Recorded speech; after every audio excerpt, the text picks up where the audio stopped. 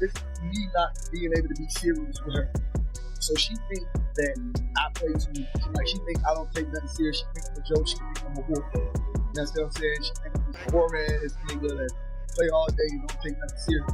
But that's her reason. What my reason is, you don't activate. You activate that. You don't activate like you don't act like I want to change my name. I want to. That's something that I'm like. Reality TV and the rapidly rising rap star, Khaotic, had always thrived amidst turmoil.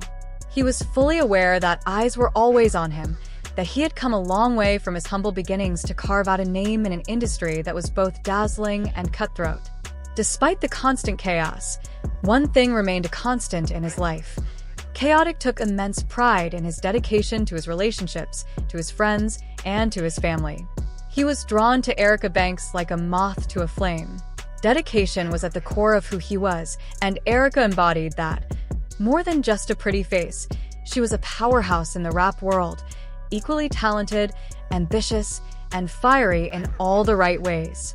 From the outside, they seemed like the perfect match, a power couple the world could root for. Fans loved to see them share their experiences, victories, and undeniable chemistry with the world. But while it appeared they were living the dream, in reality, the pressure was starting to build. Khaotic wasn't naive. He knew the game well, people would do anything to get ahead, and the industry was full of distractions and temptations.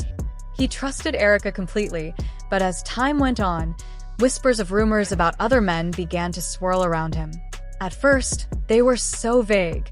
He convinced himself they were nothing more than baseless gossip. Maybe he was just overthinking things. After all, his career was demanding, and Erica had her own aspirations to chase. But the doubts lingered, a nagging feeling that wouldn't go away. Then one late night, while Khaotic was in the studio working on his latest project, his phone buzzed on the table. An unidentified message popped up on the screen. He paused for a moment, expecting some routine update, but what he saw made his heart skip a beat. It was from a highly trusted business contact.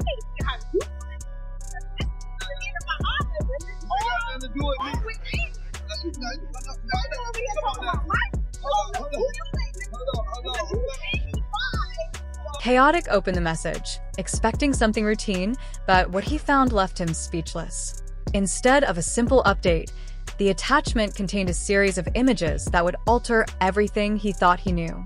The first image was of Lil Scrappy, a fellow rapper whom Khaotic had always considered a colleague and a friend. The second image was more revealing, Lil Scrappy and Erica Banks sitting closely together, smiling and sharing drinks in what appeared to be an intimate setting. But it was the final image that hit him like a punch to the gut.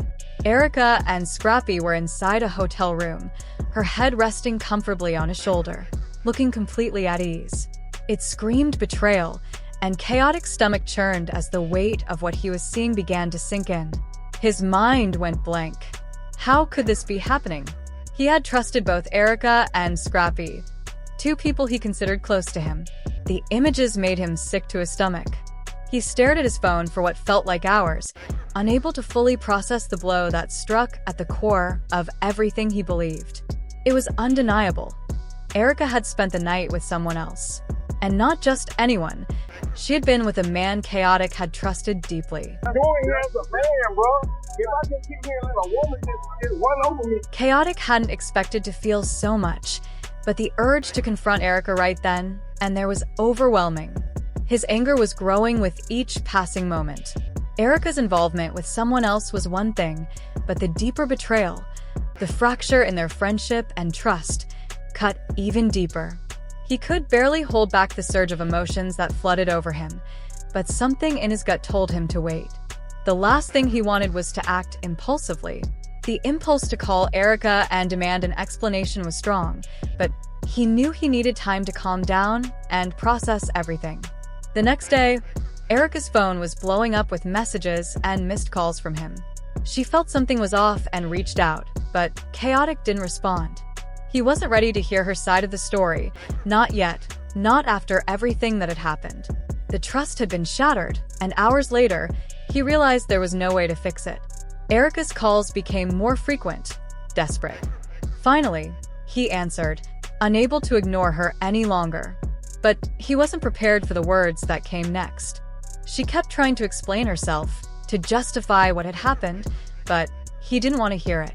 His heart was racing, and he could feel the frustration bubbling up inside him.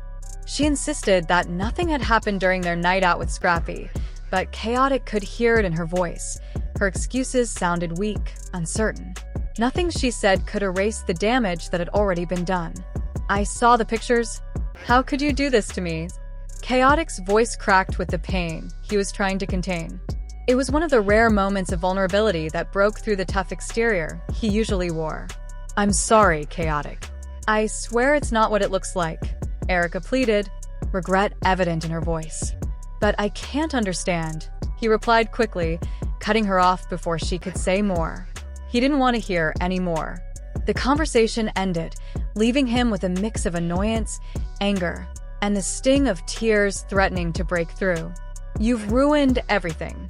You've ruined my trust," he said, his voice barely audible. But you find that you started all the stuff. But no, you do, and I love you started the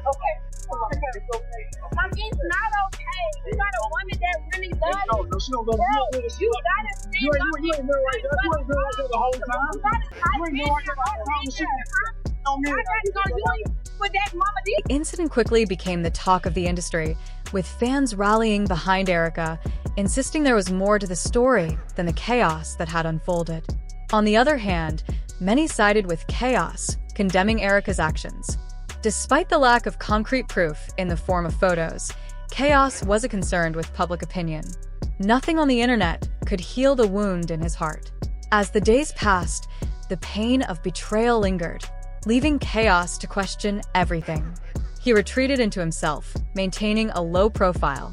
His connections and sense of belonging had once been tied to Erica and the industry, but now the world he once felt at home in seemed strange and full of potential threats. The people around him, who had once been trusted, now felt like dangerous figures who could betray him at any moment. In an effort to cope with the emotional fallout, he threw himself into his music, spending several nights working on a song. Pouring his sadness and suffering into his craft, he tried to turn the pain into something positive. However, no matter how hard he worked, the emotional scars persisted. Erica eventually reached out, but by then, the weeks had passed, and Chaos was certain that the trust he had once given her was gone for good. He knew there had been too much damage for reconciliation to happen easily. Whispers spread through the industry, but Scrappy wasn't interested in listening to the gossip, so he kept quiet and avoided the issue. After several months, Chaos faded from the public eye. The wound would never fully heal, but the sharpness of the pain began to dull. He had learned a hard lesson about loyalty. Betrayal could come at any time, often from the most unexpected places. Even in a world built on mutual trust, there were no guarantees. Through it all, Chaos regained his sense of self. He focused on his career, his relationships, and his mental health. While heartbreak had changed him, it hadn't destroyed him. Instead, it had taught him that pain was a part of life, and how he handled it would define his future.